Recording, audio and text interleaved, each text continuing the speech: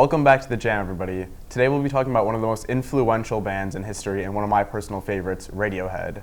We'll be talking about the band's three most critically acclaimed albums, OK Computer, Kid A, and In Rainbows. To start, Jess, what are your thoughts on OK Computer?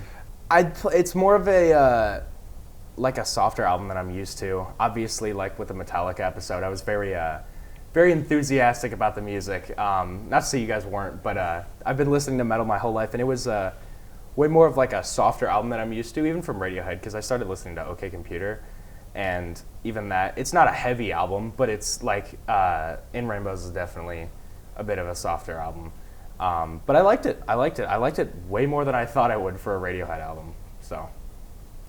I mean, honestly, I get where you're coming from, being more of like a metal type person. But I mean, I think there's some really rough elements to OK Computer. Like, I mean, we could talk about like the guitar solo on Paranoid Android, or like Electioneering is kind of like a harsher, more like exciting, I would guess, song. I don't know. What do you think about it again? Well, when the band formed originally, they were more in that like grunge and alternative rock scene, which is kind of why they were still carrying over like their more rock-based aspects in 1997 for OK Computer, and that's why you can hear on those albums or on those songs that you mentioned, it really still has that kind of sound to it.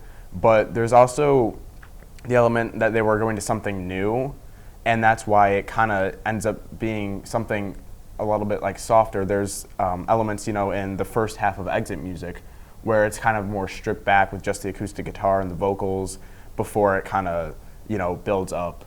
But I think that's just mainly an effect of, it's a result of the way in which the band progressed with their sound. Yeah, no, I totally agree with that statement. I mean, we were talking about Exit Music is like a really good example, because it's like by the end they kind of like become more like kind of older, their sound and stuff, like stuff that they had during Pablo Honey in the Pablo Honey era, one of their first album, with like things like Creep. But yeah, I mean, I agree with that. I don't know. What do you think, Jess? Yeah, I agree. The solo for what was it, Paranoid Android? That is honestly like, it's not like a technical solo or like a really like, I guess, impressive in like a technical or music writing sense, but it is legitimately one of my favorite solos that I've ever heard. It does.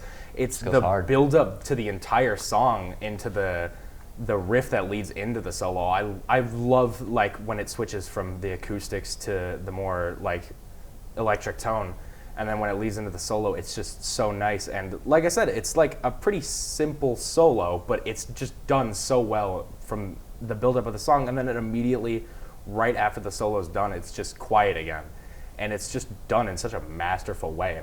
And that's Paranoid Android's probably my favorite song on the album. Oh yeah, I agree with that. I mean, we've been talking about the sound a lot, and I know, Jess, we got your opinions, but I don't know, Egan, what are your opinions on the whole album as a whole thing? Well, the thing I really like about this album is the depictions of a character that feels alienated by his society. And I think that sonically, the idea of the lyrics and the music, they kind of blend together really well. And so it feels like a cohesive project. So whenever I listen to it, I feel like I can kind of paint a clear image in my head of what they were trying to express with the album. And that's something that I personally love about it. Specifically with Paranoid Android, I think that encapsulates that idea the best. That's also probably my favorite album, or my favorite song on the album.